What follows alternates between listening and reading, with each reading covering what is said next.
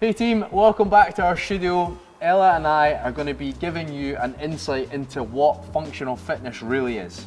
So we're going to be looking at everything from CrossFit to the calisthenics, looking in detail how functional fitness can aid your day-to-day life, how it can really help with your well-being, both physical and mental. The main word to focus on here is function. And now, all training does help you function somewhat. The recent sweep of functional fitness training does lend its hand to other movements outside of training like walking, sitting, standing, lifting and running. From global brands like CrossFit and Les Mills all the way to calisthenics and true Olympic weightlifting, we're going to have a look at functional fitness and how it affects our life. We're going to have a look at how it can benefit us for both our mental and our physical health. And the main word to focus in there is function, because training should help us function better in day-to-day life. So we should practice movements and train muscles that allow us to walk, run, sit, stand, lift safely now and further into the rest of our life. So we can look at it as benefiting our everyday life as well as benefiting our sport. So if we play rugby, if we play hockey, rounders, me back in the day, captain of the D team, it can really benefit that kind of training, but there's also an entire world of functional fitness training that you can now become quite a competitive athlete in, make a career out of, or have it as a hobby that runs alongside your life. So we're going to delve in and have a bit of a look at that. When you say D team, does that mean there was an A, B and C team ahead of you? Yeah. And you were the captain of the D team? Yeah. There was a team below as well. Cool. As mentioned, a functional workout is a workout that improves our function for life. And this extends outside of the weight room to our life outside. And even if you're just preserving function so that as you age, you can still enjoy life as you do now, or you might be trying to improve your function so that you can take your performance on. Functional training can help you do anything.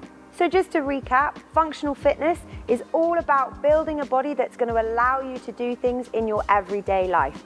It's different from just going to the gym, turning up, picking up some free weights and doing some isolated training on those muscles.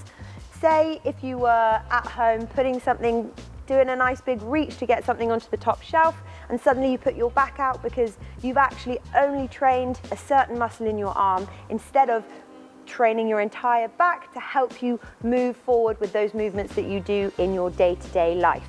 Increasingly, fitness facilities, or gyms, or global gyms as some call them, are improving the layout of their gym and the kit that sits within them.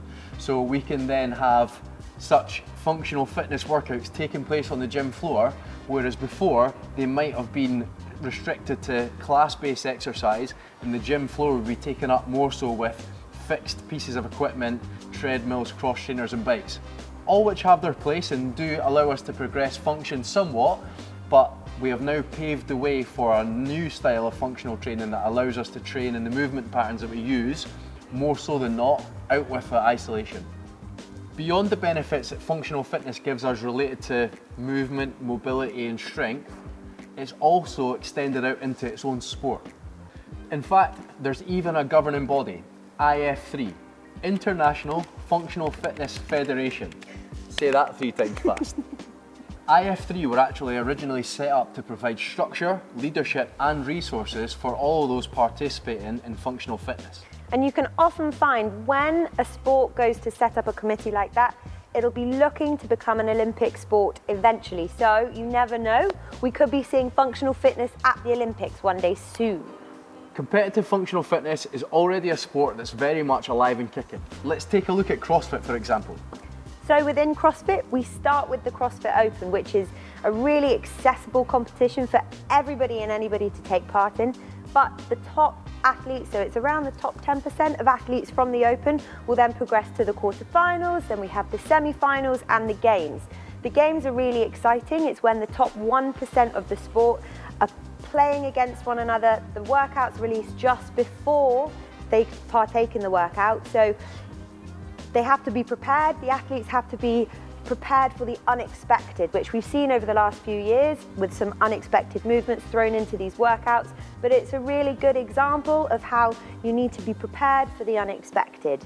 If we look at that from a community perspective, the CrossFit Open is the biggest mass participation there is in competitive sport. Last year alone, they had over 290,000 people competing in one competition. That's a lot of money. That's a lot of money. They're going to be going into a lot more detail in other videos on CrossFit, the Open, the Games, and all the related competitions that they have. But as a coach and as a practitioner, I can vouch for the effectiveness of it. I have seen the way that it changed people's approaches to life. I've seen the way it has changed people's lives entirely. And it's a really good way of making people feel strong, feel proud, and gives people a really nice sense of achievement outside of their day-to-day life.